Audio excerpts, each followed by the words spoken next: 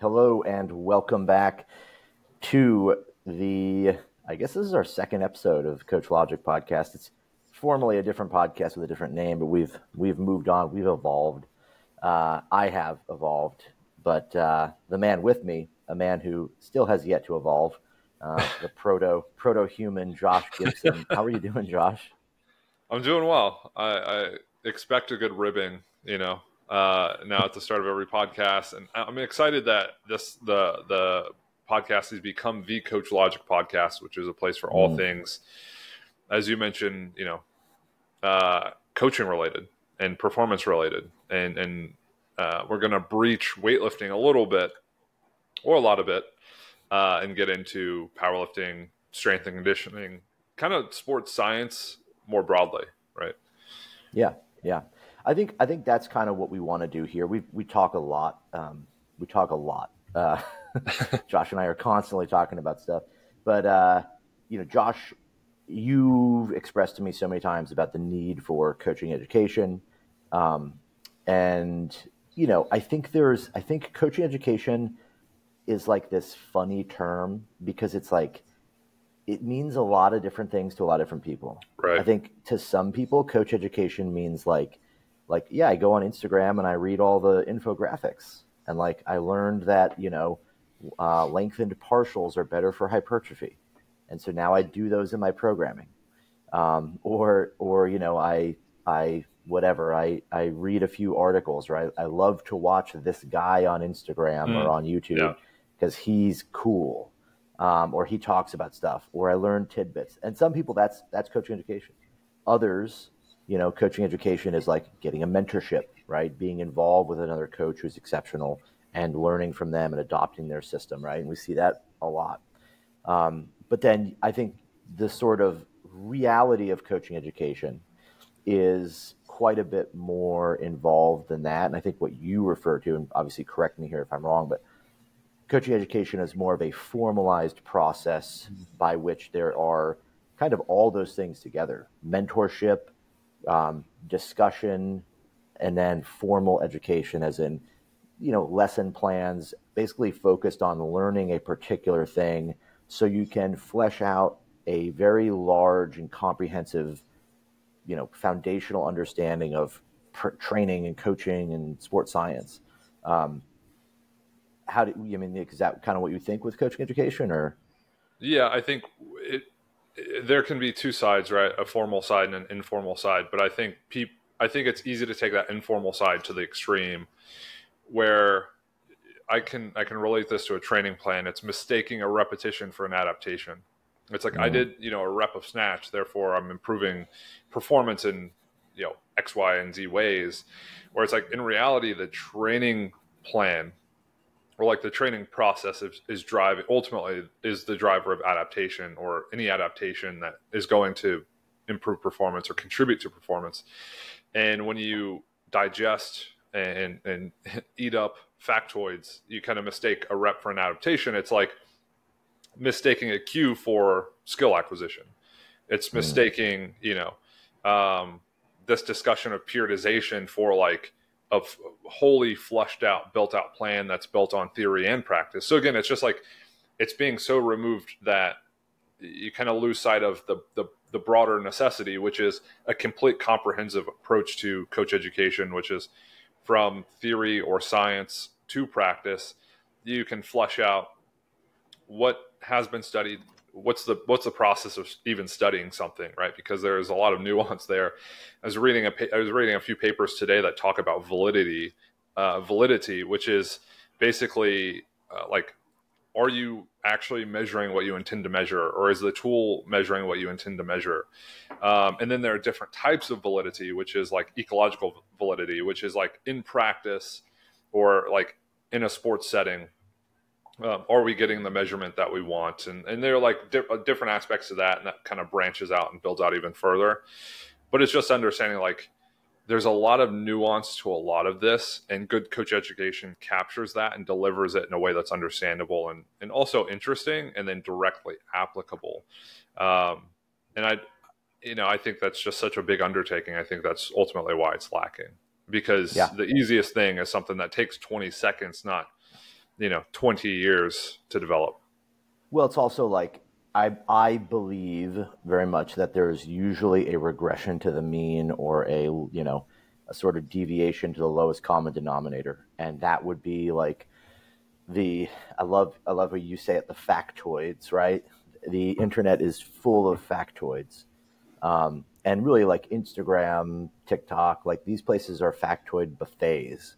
It's just like your stream is just like, you know, people. I mean, it's funny to me because the people that are most popular on these platforms, like an Instagram, like I can think of 5 or 6 people on there that are, as I would define, you know, internet coaches, meaning they've never really coached anyone to a high level, but they are presenting themselves as these professional expert, coaches.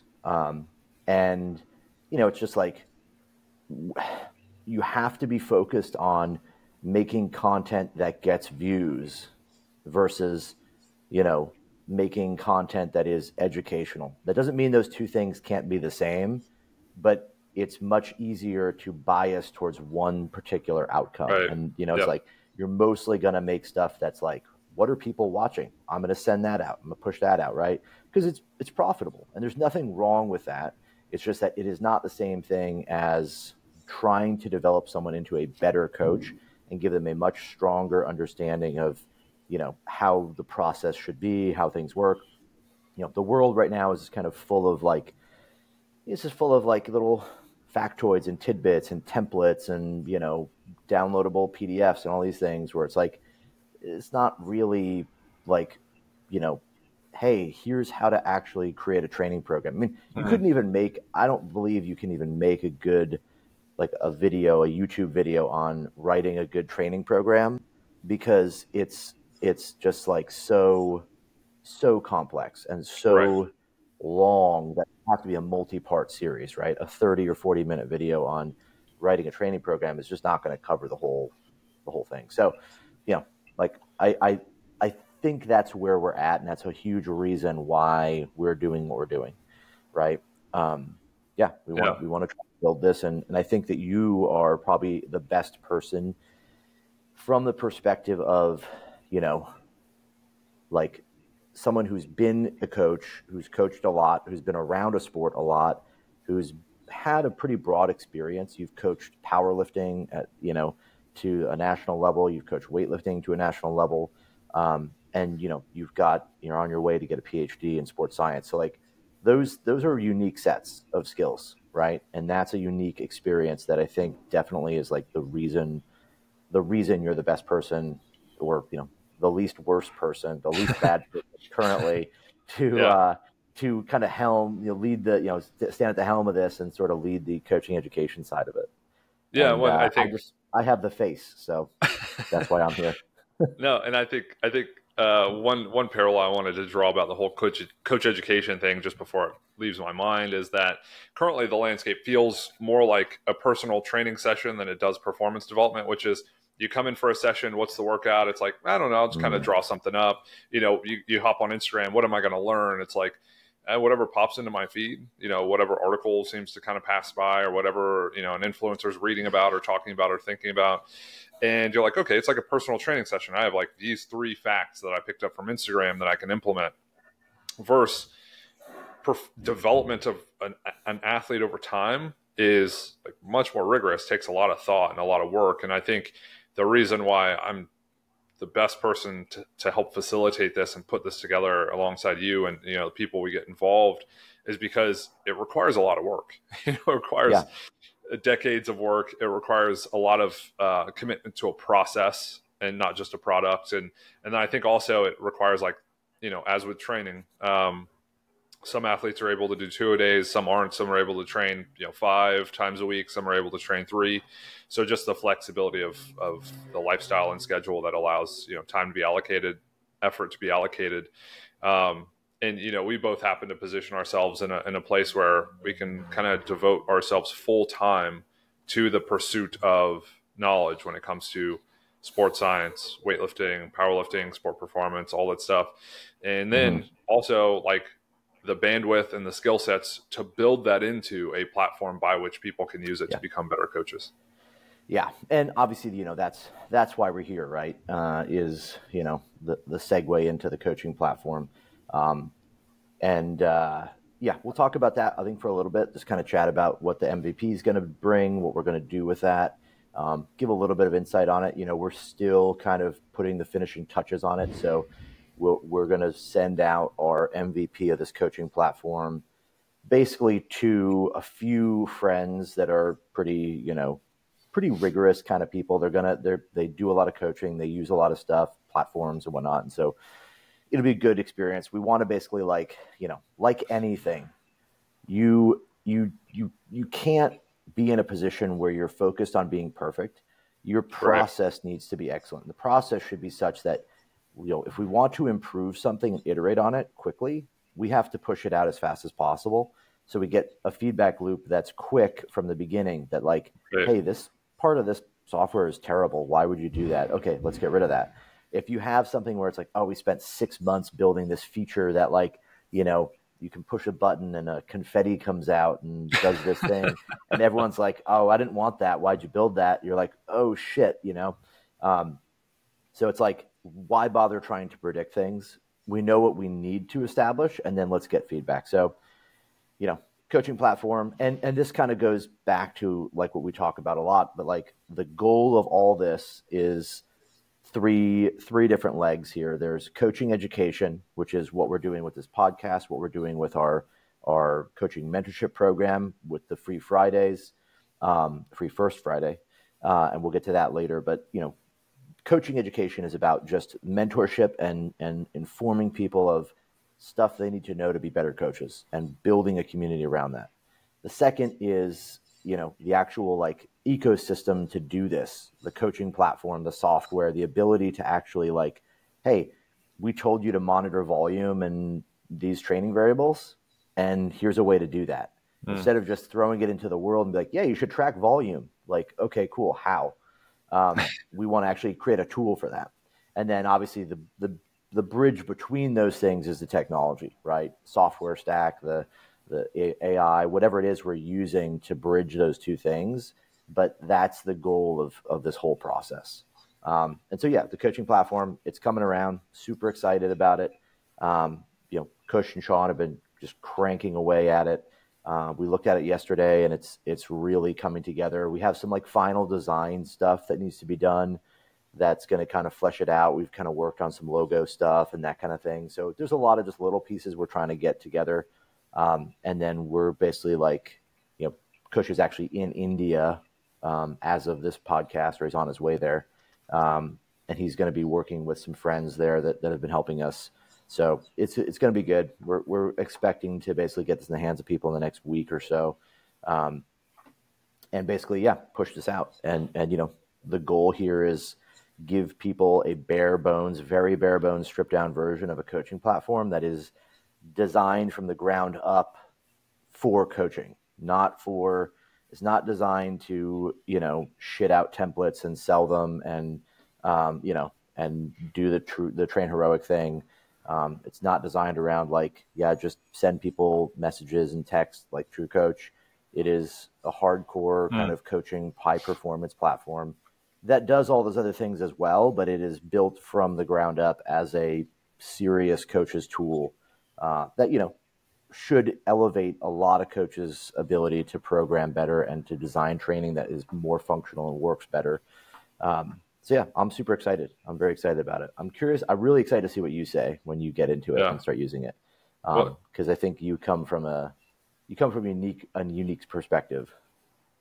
Yeah. Well, and you mentioned a lot there. And I think one thing I wanted to kind of drill down on is, this coach education space, we talk a lot about theory, or even practice, but there's actually no bridge from the information to the coach being able to implement it well. And what I think is what ends up happening is the coaches become, and I mentioned this in the previous episode of the podcast, but coaches become overburdened, and overburdened in many ways of just you have to do everything for everyone all the time. So that's a different type of burden. The second one is saying, here are these things you're not doing that you can do to improve your coaching process or practice. But also, I know whether I acknowledge it or not, you don't have the skills. So if I tell you you have to track volume, and it's like, well, I don't have a system for tracking volume. It's like, well, come up with one on your own, build one out, build a dashboard, build a system, build a structure. And it's like, that's with everything. We talk about long-term athlete development. It's like, well, what if someone doesn't have a process for it? It's like, well, they should create one. It's like, that's overburdening someone who's already stretched thin trying to create an effective business to coach athletes full time. So what the coaching platform does is says, okay, here's all the theory we're going to talk to you and tell you about and interact with you, kind of on that level, and then on the practical level. And then here's a platform by which you can actually implement it easily and quickly, and iterate on it, because maybe it doesn't suit your process, but you don't have to build it yourself. It's like telling someone the perks of driving a car and then saying, but you have to go build one to actually, try it out. So we're going to give you the vehicle basically and tell you how to drive it. And then it's like, you just get in the driver's seat, click the seatbelt, and then get on your way. And you might have to fill up with gas and get your oil changed, but that's a lot easier than building a car from the ground up. That's a great analogy, Josh. That's why you're here. That's why you make the big bucks. No, that's a killer analogy, right? And it's like our goal here is to create all that, right? Is to sort of facilitate that. Should we chat a little bit about the first Free Friday? I think that would be Friday. First Free Friday, or the free first Friday. That's what I said too. Yeah, we made the FFF. So basically what it is the mentorship calls are going to happen in a way where they're the first Friday of every week within a month. And the first Friday is going to be free. So you can attend, you can listen to Max and I introduce a topic that's going to kind of trickle down the rest of the calls, the rest of the weeks, into the last mentorship meeting, which will be with an expert on that given topic. So we have Chris Tabor for our first guest. This month is going to be centered around training variables. So the training process broadly, because with the platform being released, we want to kind of arm everyone with the same information of, here are the main tools of training. Here's how you create a training response. Here's how you create a dose of training, right? Everyone wants to talk about dose response relationships and the inverse relationship of volume and intensities and all these fancy concepts, different types of kind of like theories of adaptation, whether it's general adaptation syndrome or stimulus fatigue recovery adaptation or the fitness fatigue model.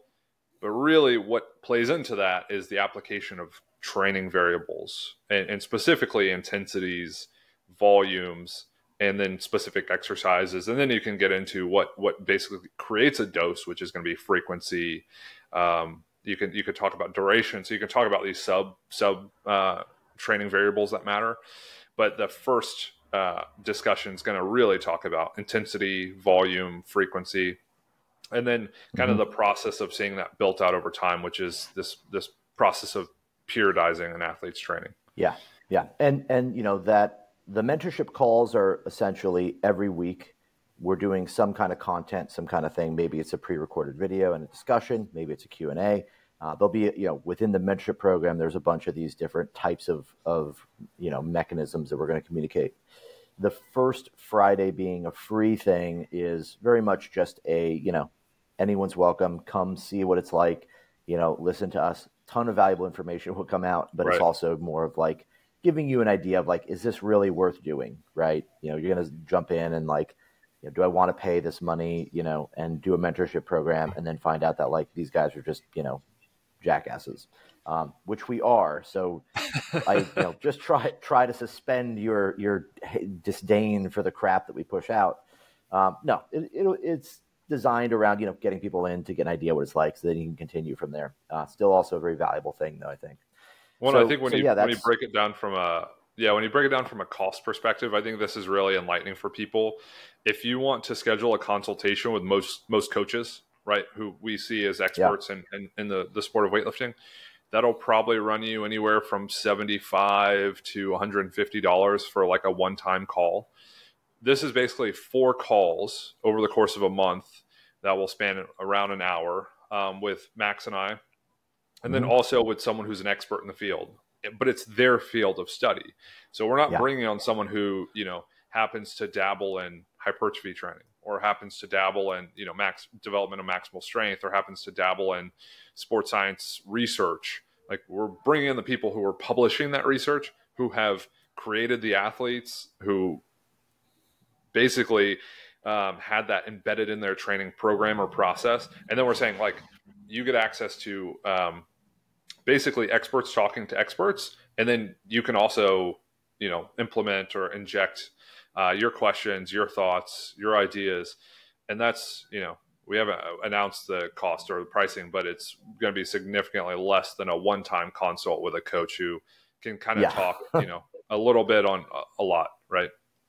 Yeah, it's very low cost. So I mean, and mostly the reason we're not saying it is because we're still trying to finalize exactly what we're going to do. Right. But yeah, it's going to be significantly less than $100 a month by far. So, the goal here is to kind of create something that's accessible. Our goal would be to get more people in rather than have a small group that we're trying to, pull a shitload of high cost kind of things out of. So it's exciting. I'm excited. Our first one's this Friday, the 2nd, it's February 2nd. Groundhog's Day. Yeah, good old Groundhog's Day. Very cool. Should we chat a little bit about training variables? Yeah, I think we introduced the topic. I think we kind of get maybe a few thoughts, but just enough to be a teaser, because I think these discussions are going to be founded on some papers that we also kind of pulled for each conversation. A lot of time spent talking about it, and then interaction with the people who show up, which, we're already just kind of seeing some people who expressed interest. Nice. One, people around the globe in multiple countries, but also people at all levels of coaching. A surprising number from the Georgian national weightlifting team. Who knew? I think Lasha signed up, Georgie signed up. So, I almost had to say, hey guys, you guys are each gonna have to. I think they tried to sign up one membership and all just be on the same Zoom call. And I'm like, hey guys, you guys got to all do it separately. This is not fair. Yeah. It's going to be good. So I would like to, let's kind of just give a basic, like you said, like a teaser. I think 2 perspectives would be beneficial for people. One is let's call it the concrete sort of, I would say most formal version of training variables, to say, like, from a concrete sports science perspective, a training variable is volume. Volume is measured this way. And then maybe a little bit more of like how, as coaches, we kind of think of these things. I think people maybe conflate different things. And for me, what's important, what helped me a lot as a coach, was to understand like the principles that govern training, and that there are distinct, clearly definable principles, right? That are not like concepts or rules that people come up with. So the example I would say is like the principle of, overload, just is this broad idea that basically dictates that training has to be, harder than it was to, basically drive further adaptations, right? If you just keep doing the same thing, there's accommodation. But some people, maybe conflate that with like, progressive overload is this process that every week you add 5 pounds. And while they are similar, they're not exactly the same thing. Progressive overload is the application of the principle of overload, in that you are gradually adding weight in a progressive way. But overload could come in different places. It could come different ways, right? You could have the same training volume over a period of time that is, maybe not a week-to-week increase, right? Or like a linear progression might be how people see, the principle of overload. That's a way that the principle of overload is manifested, but it is not necessarily the principle of overload, right? Not increasing weight every week does not mean you're violating overload, right? Right. So yeah, so I'd say like, what would you define as the sort of prime variables in training that we are mostly looking at when constructing, weightlifting programming or powerlifting programming even? Yeah. And I think the reason why these calls are important and why this mentorship is important and why the platform is important is because training doesn't exist in a bubble, right? There's nothing special about training that makes it separate from the laws of nature or of biology, right? So if we really zoom out, we really peel back the layers, what we're dealing with complex systems, complex biological systems. And basically what they are kind of self-organizing systems that try to create some sort of equilibrium, adapt to an environment, create equilibrium, and increase the likelihood of it then reproducing or passing itself on. So it's like a dynamic biological system that tries to find homeostasis amidst chaos, basically, because there are a lot of unpredictable things going on. The reason why that matters is because my biology and my physiology isn't different from someone else's, right? Like our muscles and the muscles of most animals all operate in the same way. When exposed to mechanical tension through a certain range of motion, it adapts, right? So knowing that like we're all kind of the same system, we have muscles, we have tendons, we have all this connective tissue, we have all this stuff that adapts to training. We can think about, well, what are structured ways of creating an adaptation or creating something that's going to enhance performance within a certain context. And in this discussion, we're talking about weightlifting performance, powerlifting performance, or some type of performance regarding barbells, dumbbells, or weights, right? So we think about, okay, what are predictable ways of stressing the system that would create an adaptation to lift more weight or lift weight more correctly? And with muscles, that would be mechanical stress or tension. So basically like a weighted stretch. So that stretch, right, doesn't occupy a single point in time. It occupies many points in time within a session or across sessions or within weeks or within months. And that's basically like contraction, muscle contraction. So you try to tally up like how many muscular contractions am I doing within a certain coordination pattern, which is a snatch, clean jerk, squat, pull. You have different coordination patterns. You're stressing the system in a very predictable way, and then you're trying to kind of measure that out over time. That would be volume. So in the broadest sense, right, volume is the application of mechanical stress over time in certain movements or within certain movement constraints. And then the understanding that strength is your ability to produce force, right, to exert movement against an object or against some sort of resistance. We'd call that strength, and then we'd call maximal strength your ability to do that one time. The most forceful contraction within a certain set of constraints, right? So like a squat or a clean.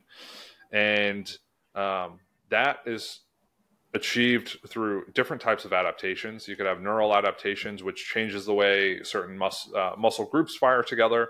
The muscle fibers within a certain muscle, would fire. And then that's going to be targeted by ultimately the weight on the bar or the load lifted through a specific range of motion. So however you're testing it. So you think about how am I testing maximal strength? And then what's going to impact it most, and that's going to be weight on the bar, so absolute load. So the two biggest training variables are going to be training volume and training intensity or training load, which would be basically your percent of maximum in a specific movement pattern. Because I could say 1 RM, but a quarter squat's different from a full squat, which is different from a third squat, which is different from a pin squat or pause squat. So very broadly speaking, I have to intro it because it requires a little nuance. So we're getting out of just like that factoid coaching lane of like, volume is number of reps. Like volume is not number of reps. Volume can be calculated a host of different ways. But if you think about it as just like ways to stress the muscle over time that creates an adaptive response, you can kind of single in on the best way to track volume for your sport or for your system. Yeah, I think too, like one thing for me, having come from this other side, which is like the technology side of like, how do we build, how do we build systems, and how do we build things in a process-oriented fashion so that we can exploit learnings we gain as we progress in this journey. And so, a lot of it comes down to trying to understand a bit more about those things, right? So the sort of most broad idea of training variables is like intensity, that equals the weight on the bar, volume equals the number of reps, and then there's a host of other smaller things that are sort of in the constellation of that may or may not have an impact on it. But when you kind of step away, you actually look at it as, I see it more now as like, you have external factors. So you have intensity, which is the absolute weight on the barbell or the relative weight of the barbell compared to your 1 rep max. So intensity, you have, basically duration, which is broad in the sense that if we want to compare barbell squats to running, the word duration makes more sense when we say how long is the effort, right? If you're running for 5 miles, that's the duration, right? 5 miles, 1 run, that's 1 rep of that movement, that exercise, right? Whereas like 1 rep of squat, the duration is 1. And then, from those 2 variables, you also have an emergent quality, which is the, internal stress, we could call it RPE, but just like the internal measure of difficulty, right? How hard was that? And then, further on, we would say like the training load is a composite, an emergent quality of the magnitude of these things stacked together in a session, right? So a single set of 3 in the squat at 80%, you have load is 80%, maybe that's 150 kilos or something. You've got you're doing sets of 3, so you have a relative understanding of the perceived exertion that's going to be in comparison to, what you could do to failure, right? Like how much you could actually do or how hard that's going to be. That's an emergent quality there because it could be different for everybody. And then the entire training load is just, this idea of like, if you start stacking these sets together, do you do 3 of them? Do you do 5? Do you do 6? How do they all basically come together as the, to form or to sort of give you the variable of the magnitude of this session. And so that's how I look at things a little bit more now is, we've got the external things, how much weight's on the bar, the amount of time you're doing it or the distance or how far the bar travels or how far you run or whatever it is. Then you have the magnitude, which is a combination of those things, stacked together in a session, which most people would look at as like sets. Right. So you have this, more broad sense is like, let's get a little further away from, sets, reps, and intensity, because while those are very good proxies for writing a weightlifting program, they could be different. Like you're saying, you could measure these in different ways. We don't have to measure repetitions as, you did a rep of squats. And I think we'll get into this in detail on Friday. I don't want to go too far today, but, they're just like, we were talking once a little bit about a study, I think a Soviet study where someone had a theoretical model of calculating volume by wattage, right? Which is like the distance the bar moved, which is an interesting thought, right? And it's weird. I think those kind of things are weird because we don't all think like that. But what if, 50, 60, 70 years ago was like wattage was the most accurate way of, like, oh, we were way better at assigning training load in an individualized way when we use wattage. We'd all be doing that now. We'd all be like, oh shit, like, my bro just did fucking 7 kilowatts of work this month, like he's fucking killing it, man. So yeah, and there's a lot of other variables we're going to talk about, but I think that big overview is that we have some kind of external variables, load, duration, magnitude, and then emergent things that are internal variables of how stressful the training is, right? How hard it is. And then those things are going to give us a bit of a proxy for, how do we actually assemble this into a program that is reasonable for a person? Yeah. Well, I think that's ultimately what we're both trying to get at is like the complexity of it. And where it becomes simplified is with the process you have. And what you can do is, you can basically look at training. This, in statistics, this is called like a regression. But basically, you can look at things that have happened and try and anticipate like relationships between them. So you can draw relationships of like, oh, when I did a lot of block snatches, I don't track displacement. Like I don't track bar movement or like distance traveled. But I know that when I do a lot of block snatches, people tend to recover and perform better, maybe because they are partial movements. So you can almost create that relationship and say, like, in the future, I can still track training the same way. I can still do total reps or reps across exercises. I don't have to think about displacement or volume load. But I've noticed a pattern. And then when that kind of informs future programming, so like my system can accommodate this experience versus having, this like perfect system, which is like impossible because there are uncountable number of variables and they interact in unpredictable ways. And they're all constrained by the laws of nature. But if we can pick up patterns by having a good process, a good platform that allows us to do that, we can take these like broader concepts, we can think about them, apply them, and get our best approximation of what works for us and what works for our athletes. The only way you can do that is by having a system and some sort of technology, which Max created, that allows you to capture that like individual fingerprint of how things are done your way with a good grasp or a great grasp of training theory. And that's ultimately what we're trying to do. Yeah. And that's the point that I think is super important here, is that it's like, when you really get down to it, it's like there's no reason to try to build a perfect program. In fact, the idea of a template in and of itself is contradictory to the process of training. You're creating a static blueprint, which is to say, Here you go.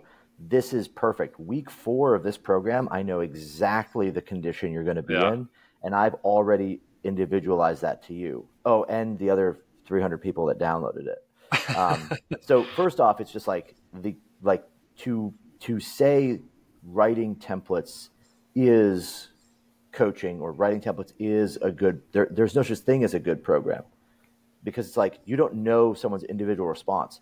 Is it a good program or a bad program if someone does it and then 3 weeks in their training response is significantly different than expected, and they continue that program and they benefit far less from it than they should have?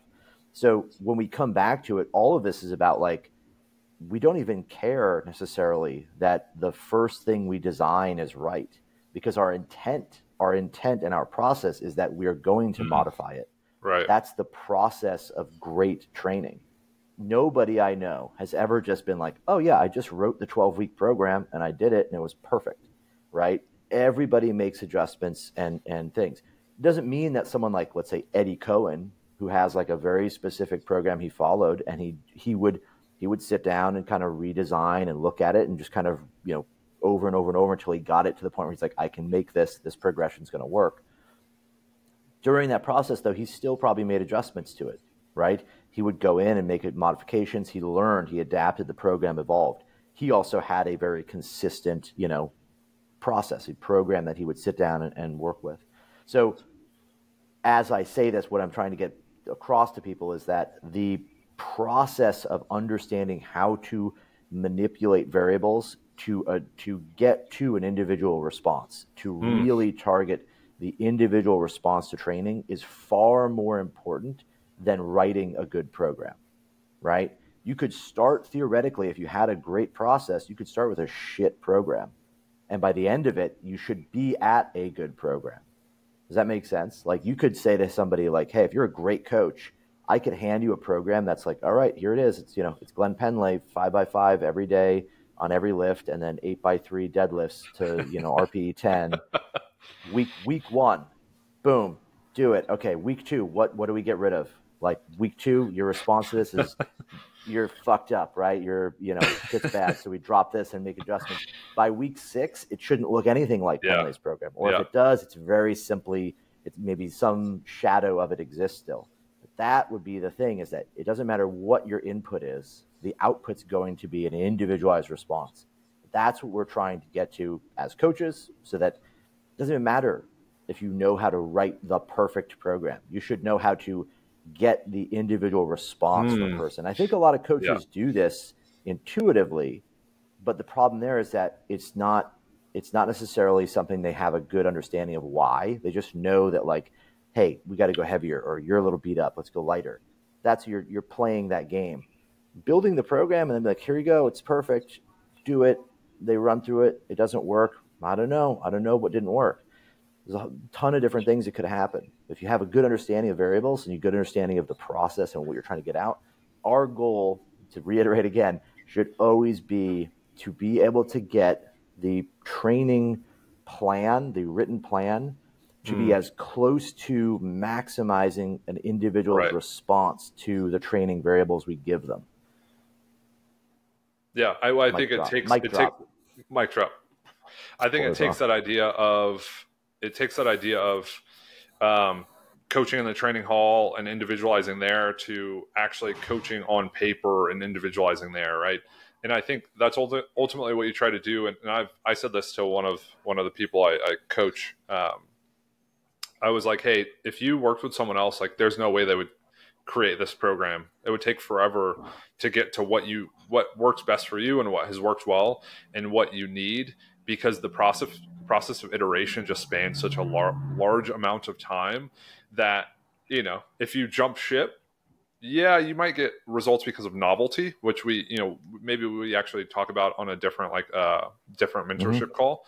But this idea of like novelty driving training results, what I want is predictability driving training results. I don't want something new or something different. I want something that's the exact same, but it's individualized so well that we get a predictable response. We make predictable adjustments, and we can track, okay, what does that do? Better or worse? Next time, let's iterate and iterate slightly differently. So I think that's all great. And I think this platform is going to give people the ability to do that. Yeah. It's going to be, that's the sort of North Star here, is that we're trying to build this because this is what needs to exist. Like everything else is just a subpar attempt at, writing a better program, but who fucking cares about the program? The program means nothing. There's an irony to that, because like, that's like what we spend an enormous amount of time on, but you realize like the answer is always, it depends. And that it's like, let's build a machine that understands what it depends is. and it makes decisions based on probabilities. What's the most likely the next right outcome, right? What's the least wrong decisions here to move the to go from this input to this output? A human being with training demographic data to PRs, right? And everything in between is going to be, we learn that as we go, and we develop it and build it out. Cool. I'm excited. This talk got me super jazzed about it. I'm sure me and you and the 4.5 other people that jump on the call on Friday are going to be super excited. Actually, we had a pretty good response. I'm excited. I think there's I don't want to say maybe about 25 plus that have already signed up, which is cool, which is exciting. So I think there's gonna be a ton of value. I know that our biggest problem, our biggest thing to be aware of, is that we could talk for like 3 hours on these things. And we want to try to make it, I think we want to try to be smart about being condensed and getting information across. There's always a limit to how much you can cram into any time from a learning perspective. But yeah, super exciting. I'm ready to go. I'm jazzed. This is going to be good. Yeah. And the first call, because this podcast will go up, maybe we'll put it up today to give some people some time to sign up. But the first free Friday is on February 2nd. That's 9 a.m. Pacific Standard Time, 12 p.m. Eastern Standard Time. That'll be you and I. We'll talk about training variables. There are a few papers we pulled. I'll kind of go over those, give my thoughts, and we'll kind of both go back and forth and discuss them. We'll open it up for Q&A. And then we'll treat that as a bridge into a little more detailed discussion that kind of ends with this like really comprehensive overview with Chris and this like treatise on training variables and periodization. And what I would say to people listening is, don't wait. The way this process iterates is by user input. So we really value everyone who shows up and is a part of it and helps drive the profession forward. So if you want to treat coaching like a profession, which it should be a part of the change. Yeah. Exciting. Very cool. All right. You guys can find us obviously on all of our places, Instagram, social media, still doing remote coaching and all those things. So if you're interested, reach out to myself. Obviously, you know where to find me. But Josh, where can people find you if they're curious about more, maybe wanting to have a one-on-one chat with you every now and then about their coaching and training, and really get into the nitty-gritty of who Josh is at the core of his being, and pay you for it? Yeah. Yeah. OnlyFans jokes are a little too low-hanging fruit at this point. I would go to my patreon.com/philosophical weightlifting. You can subscribe there, which is like a direct contribution, and there are weekly Q&As that are a little more philosophical in nature, but also training related. I would say that for coaching, just go to Josh_Phil WL on Instagram, reach out, click the link tree in my bio, and you can find pretty much anything you need. Lastly, if that's like way too much and you're overwhelmed, just go to teamada.com, drop a note in the contact form, and yeah, I'd watch out for the space. It's going to be a quickly developing one. Yeah, and anyone who's interested in trying the MVP of the platform, reach out to me. You can find me, wherever, and DM me, and I'll look at the list and see how many people we want for that first round. But feel free to ask. It doesn't hurt. If you don't get accepted the first time, we'll definitely be bringing more people in. And yeah, very exciting. Cool. All right, we'll see you guys on the next one.